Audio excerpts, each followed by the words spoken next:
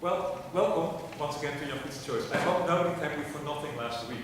And if that is the case, please see me afterwards. Don't complain to the direction. And I'll give you your money back. Very often we have had young violinists play in Jan-Piet's Choice, which is always a great pleasure. Today we have not all one, but two, not even young, but very young violinists play in Jan-Piet's Choice. And to make things even better, this is also a sneak preview for the Brahms Dvorak Festival, a whole new world, which is happening 2 weekends from the upcoming one, right? How time flies when you're having fun in Armidale. It's Saturday and Sunday, 17 and 18 November, here at the United Church in Armidale, almost exclusively with one exception, for which we needed 2 pianos, and it will happen up on Erskine Road. You'll find all the details on our website and on our Facebook page and so on. The sneak preview today is part of a little segment in the festival, a segment in the festival which is called, in fact I think it's a big segment, which is called Opus 100. Opus 100. And the first time I got this idea for these Opus 100s was when a student of mine at university here, way back, when I used to teach at university, played one of these Opus 100s. And then, not that I thought about it that way, I said, well, how about you play this other piece? And I realized they're both Opus 100. Remember that? I realized they're both Opus 100. I said, gosh, I don't know that this is ever done. It told me it's done before. I mean, some other people must have had this idea. But I thought that was such a nice idea in a way to combine these two Opus 100s. Partly also because playing both these pieces, even last year, working on them with this UMD music student, who is I think soon to graduate, I thought, gee, there's so much in these two pieces, these two Opus 100s, that seems to almost relate. It's almost like, obviously one of the two was earlier, and it's almost like the one who came later with his Opus 100, in a way refers to the earlier Opus 101. And since, as you guessed, both the composers are Dvorak and Brahms, the question is who, if this is right what I'm saying, is responding to whom? Let's first play this movement from Opus 100, and I let you decide which composer you think this is. Is this Brahms' Opus 100 or Dvorak Opus 100? You know? You know it, but you're not going to tell me. No, what's the hand to guess? Right. Okay. So we're going to play this without mentioning the composer's name. Can you say what it's name? It's a scherzo from Sonatine. Opus 100, what? That's the whole point. Okay, so it's a scherzo. Which movement is that of the sonata? Which movement is that in the sonata? Yes, it's the third movement of the sonata. Alright, we're going to play.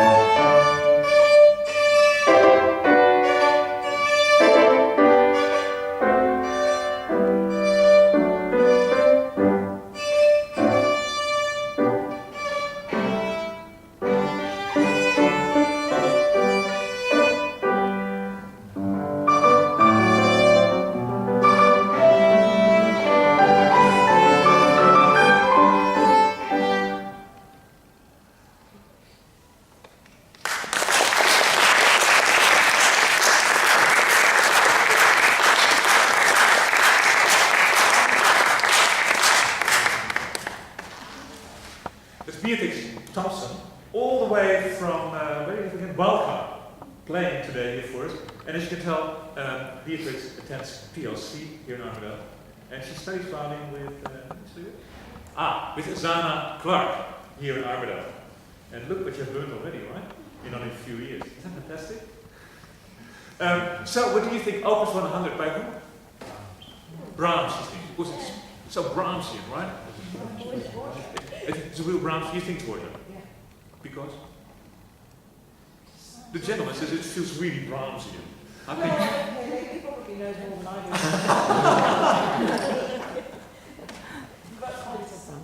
do. you think it's Dvorak? Yes. Because it feels like Dvorak. Should we take a vote? Who says it's Brahms? Obviously. Thank you very much. Your witness, are you? A lot of experts. Your witness? What's that? You've got your hand up. No, I just show what to do. It's a university teaching habit, you know, just show people what to do. Raise your hand like this. Yeah. So who says it's Dvorak? Oh, she knows. Come on, Jane. You think it's Dvorak? Are you abstaining? And anybody abstaining? Abstaining is not allowed in Australia, right? No, you must take a vote. Who thinks it's a trick and it's neither? Jan-Piet composed the piece himself or something. I wish, right? What do you think? Shall we tell them? Would you like to announce it? Which Dvorak? Which Dvorak? What's his first name? Hey! So it's by Antonin Dvorak, is that what you said? Antonin Dvorak. Very good. Marvelous. And so now, the question is, we don't have the Brahms violin sonata here today. We do, but we won't do it today. But the question is Dvorak here responding to Brahms, maybe? Or not at all? Or is Brahms in a different piece responding to Dvorak? That's difficult to say.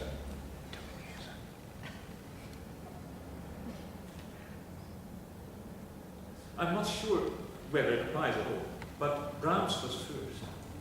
And actually, my bet is that Dvorak, sort of on purpose, made this Opus 100. Maybe because Brahms's Opus 100 had also been a very, very beautiful violin sonata. But I think there is another reason. And this leads me to the following. If you like music, and if you're old enough, like me, to know these sort of things, you may be aware that in music performance, worldwide, and also even in Australia, the last 10, 20 years, there's this whole thing about what they used to call it, people used to use the word authentic for these performances, and that's now a little bit out of fashion. It's now hip to call it historically informed performance. Because the authentic sounded a bit stupid in the end. But what this was all about was that in the 1950s, 1960s, a lot of people, well, many, but a few, started playing on instruments from, say, the 18th century, or the 17th century, or even from the Middle Ages, right?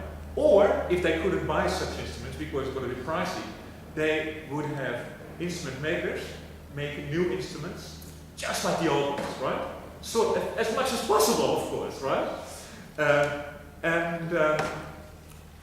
And performance also tried to, some said they tried to play exactly as Bach did, or as Mozart did, or even as Brahms did. And I used to be very much into this, and I still am, but over time I've grown increasingly suspicious of this whole activity, because I think there's really so little that we can know.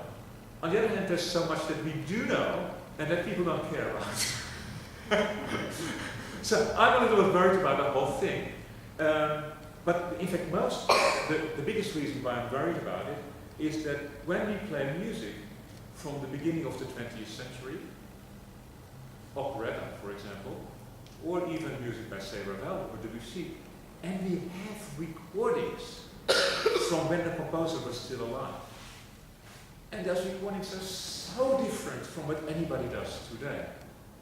Nobody says, let's try to play today a Ravel string quartet like these people played it in 1927. Right? Nobody does that, right? A very famous early music conductor a number of years ago it was very interesting. He was going to do a recording of his masterpiece by Franz Leonard, Viennese opera composer, early 20th century. Marvelous, right? Mary Widow, a great piece of music that is. One of my favorites of all time. And it's a nice recording, very lovely. But you listen to the recordings with Leonard conducting, and the singers from the 1910s and 20s singing, and you say, it has absolutely nothing to do with one another. So here's this big early music conductor saying he does all this authentic stuff. But if there's recordings of the repertoire that he tries to do, he does not seem to bother at all.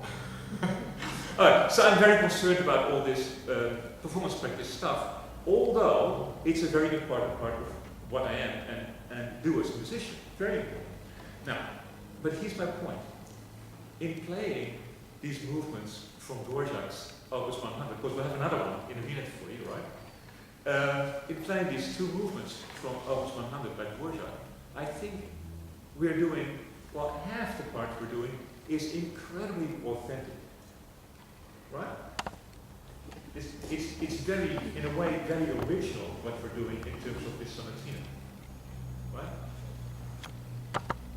I am the not authentic half. Beatrix is the authentic part of this duo.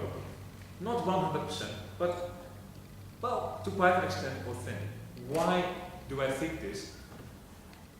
Well, do you happen to know for whom Dvorak wrote this sonatina Opus 100? Dvorak wrote this sonatina for his own two kids. Do you know how old they were at the time? Exactly right. The boy was 10 and the girl was 15. The boy, of course, was told, what do you think? He was called after his dad, so he was called also Anthony. Yeah, or Tony for short, right? Because they went to America, they called him Tony in America, sure. And who played violin? The 15-year-old girl or the 10-year-old boy? You know? Well, you know a lot about this music. The 10-year-old boy played the violin, and his big sister, 15-year-old, played the piano. And so admittedly I'm not maybe that old, but I'm not 15 anymore. But Bibi is pretty close to be 10 years old, like the boy that this was written for, right? And I don't know exactly how long the boy played the violin, but probably not much longer or shorter than you have, right? So I think in many ways maybe she plays quite a bit like little Tommy Dvorak did when he was 10 years old, when this piece was written for him, right?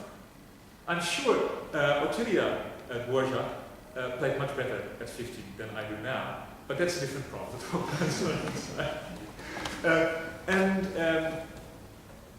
So I think this is in terms of violin technique that Beatrix plays the same to quite an extent as little Antonin Dvorak did at 10, and I think also something more difficult to say, but children, I'm sure, understand music different than grown-ups. Does that make sense to you? Yeah. I think in many ways probably better. Yeah. They don't have to worry about so many things that grown-ups, particularly after a music degree, have to worry about. They can play in a way easier. They don't have to worry so much about it. And anyway, so there's many things that I think make the performance with kids, which we'll have in the Brahms Dvorak Festival, if you like, more authentic, more original, in a way, better than when you played even with the best professional drummers. You agree? Do you think it makes sense? Yeah. Unfortunately, we couldn't find a 15-year-old girl to play the piano with, but yeah, so it's my privilege to play with these wonderful girls here. Nice, right? You want to play one bit one more time? Yeah. How about we play the beginning bit one more time? We have the repeat. Until the end. Yeah, fine. I think this movement is so wonderful. And Beatrix is also a very fine dancer, right? And so is your mom, right? And I think it's such a beautiful movement for her because I think it's so dancing. And particularly the beginning is so beautiful how you dance onto stage, right? And you are. And then what I like a little bit later is how Dvorak says, okay, Tony, now that your big sister played, and the piano has the melody for a while, right? But Dvorak gives to his son this big accompaniment, right? And it was a bit wild almost. It's not terribly difficult, I don't think, right? Yeah, but it's a bit wild. And I was reminded, I said this morning to Beatrix, I was reminded of this wonderful conductor in the 1960s, Ferenc Fritzsche, Hungarian conductor, who's a very, very good guy. And there is a recording of him rehearsing the Berlin Radio Orchestra, in not Dvorak, but Smetana, similar repertoire. And it's like very folksy, a bit like this movement also is. And he says to the violinists, I want you to play really like that. And he says, in a way, what I would love to happen is that your bow flies into the air and you try to catch it. And that's, I think, how you have to play that bit, right? And I told you this morning. And isn't she doing fantastic on this as well? So she will play the opening section. Cool. So who wrote this again? Antoine Dvorak. And so it's this movement. And it's called Scherzo from Dvorak's Sonatina for violin and piano, written for his two kids, little Tony and Ottilia, aged 10 and 15.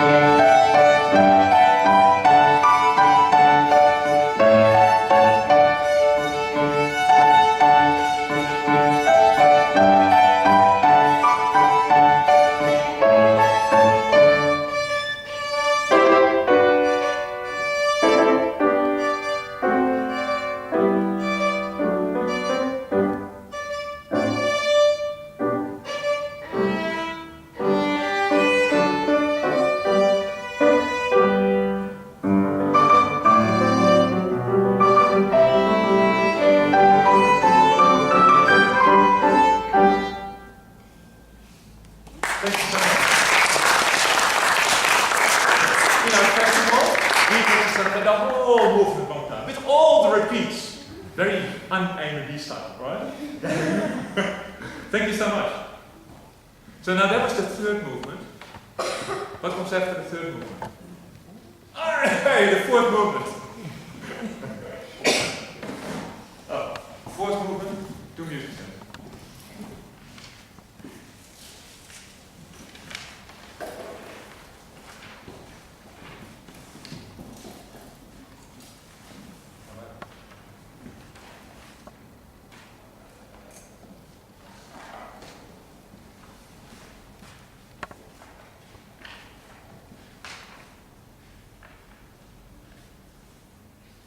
So very pleased to have another, well, you don't really study violin with your mom, right? Yeah, not a student, but a daughter this time of Zana Clark playing the violin in the last movement of this sonata. What's this movement called? Yeah, finale, because of course this is the last movement, so it's called finale. But in a way, would you agree, in a way it's almost like two movements together? A little bit? Because there are, as so often in a movement from a sonata or a sonatina, how many themes would you say that there are? Basically two themes. And they are very contrasting, almost also tempo-wise, right? Yeah. And so we have big contrasts. And do you think it's a short movement or quite long? It's quite long, it's quite substantial. So even though Dvorak calls this a sonatina, it's quite a big and ambitious piece. It's interesting. Schubert wrote, of course, many years before Dvorak, wrote a set of 3 sonatas for violin. But the publisher here, who was also a composer, which is interesting, he said, yeah, but they're a little bit small, aren't they, for sonatas? I call them sonatinas, which I don't think is very nice on Diabelli's part. But in a way, with Dvorak, sort of the opposite happened. The publisher said, I'd like to call it sonata because it's this. No, said Dvorak, it's a sonatina. Maybe because it's meant for children, I'm not sure. But it's a very ambitious, very serious piece. And so, why the Opus 100? Dvorak, I think maybe Brahms. I think also his own 2 kids, whom he wants to give a really nice present. Opus 100.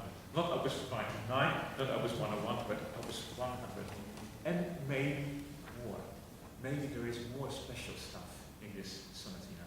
Maybe particularly in the second movement, which you will not hear today, but you will hear a bit over 2 weeks from now, on Sunday the 18th, at 1:30, I believe, here at the So here's the last movement of Finale, played by Ayla Biff.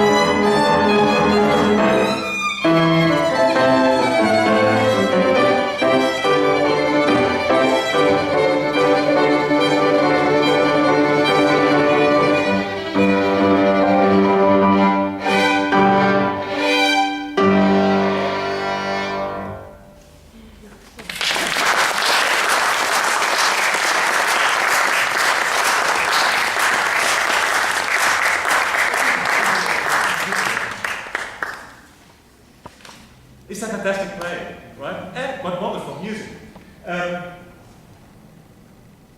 I'll tell you quickly about one other thing that in some ways makes, I think, both these performances of these wonderful girls, young violinists, very young violinists, in a way a little bit more authentic than most commercial recordings, probably all of them today.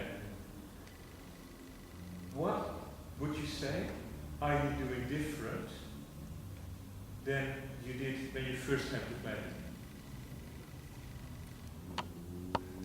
Maybe not everywhere, but in a number of places. Bit faster. What else? Are you doing something different with your bow? You're not sure? Alright. In a number of places, are you playing longer bows than you did originally? Yes, quite a bit. And this comes back to the following little thing.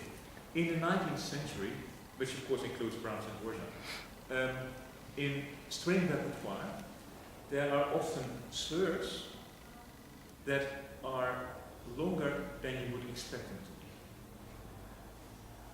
by today's standards. A slur in violin music means this is played on one bow.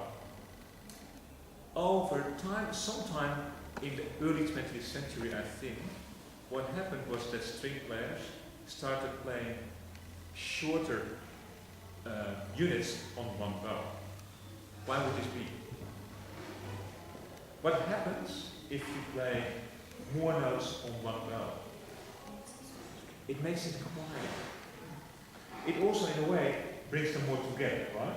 Yeah. But the problem with it is it makes it a bit softer. So, in the 20th century, what presumably happened, increasingly string players were required to play louder. In orchestras, and maybe also solo, for all kinds of reasons. So, in an attempt to do that, to respond to that alleged need, string players started playing shorter bows and breaking up long slurs, is that not right? Into two or even often four, right? And when I was working on this repertoire with these two young girls, I tried, as I always do with violinists in this repertoire, to take those long slurs seriously. Is that right? Yeah. Does not mean you always must do it, but I think it's a nice place to start. And the interesting thing is that, in fact, even editions of this music today, commercial editions, often get things like bowing completely messed up. So they change Dvorak's slurs and so forth. And when I first worked on this piece with the student at the university, a good year ago, I said, this is weird, I don't believe that at all, it's so odd, it doesn't seem to work. Because I was trying to take the slurs from a good edition, seriously. And I said, look, here's what I'm going to do. I was going to be in Prague and Poland in early this last year, and for teaching and sort of things. And I said, look, here's what I'm going to do. I'm going to find out whether Dvorak's manuscript of the Sonatina is actually in Prague, because lots of Dvorak is in Prague manuscripts. And it was there. And I wrote a few letters to these people with the help of my Czech friend. And lo and behold, here I am, sitting on the in this beautiful room in this wonderful old building in the inner city of Prague, on the other side of the river, very picturesque and everything. And I am studying the autograph, the manuscript score in his own hand of this sonatina by Dvorak. And that was in early January. No, late January, early February. And I went there a number of days. You were supposed to wear gloves to touch the manuscript. And if the librarian was not looking, I took the gloves off because it's pain in the neck. And I was looking very closely at Dvorak's handwriting, and I think, boy, what a mess. And then I looked at some letters, of course, somebody published all of Dvorak's correspondence, and there's correspondence between him and his publisher. And the publisher says, your manuscripts are a mess. You have to write a bit more clearly, because I cannot give these manuscripts to the engravers. They cannot read your writing, man. And by the way, you send me all these parts from this symphony, but where's the second bassoon? And it's all a mess. And you're asking more money all the time. Dvorak was very keen on money for all kinds of private reasons. And the publisher usually gave him more money because he was so keen on that music. But the publisher said, well, at least, for all that money, he can at least provide me these manuscripts. And so here I'm looking at the Dvorak Sonatina Opus 100, and yes, he's right, what a mess this is. But at least you can see those slurs in many places quite clearly, sometimes very clearly. And occasionally you can even see slurs that you realize it's just a mistake. The composer himself simply made a mistake. The slur just keeps going, but look over there, the slur is not there. It's clearly not meant to be. So anyway, I was looking at the manuscript and taking all kinds of notes. So when working with Beatrix and Ayla on this music, and also the two young violinists, boys, who play the first two movements in our festival, I could say, well, edition, this is why edition is mine. I said, yes, but I was looking for 4 mornings at Dvorak's album. In Prague earlier this year. So that was a lot of fun. So there's, I think, another way in which we try to make this performance a little bit bring a little bit closer to what it might have been with little Tony Dvorak playing the violin, and instead writing in all these slurs. And today, a lot of violinists say, that's not possible because, well, you can do it, but it gets really quiet. Well, but maybe it was not so important to be allowed yet in 1890 as it is in 2012. Maybe a little bit quieter was okay, but nice and nice. Anyway, you want to play any more than that? So good. How about Bless You Start? Yeah, or how about shall we go from here? So you hear the reprise of the second theme in the end. It's just so beautiful, right? And then how the whole thing closes with this marvelous coda, right? Big rush to the end, right? Is that fantastic? There we go.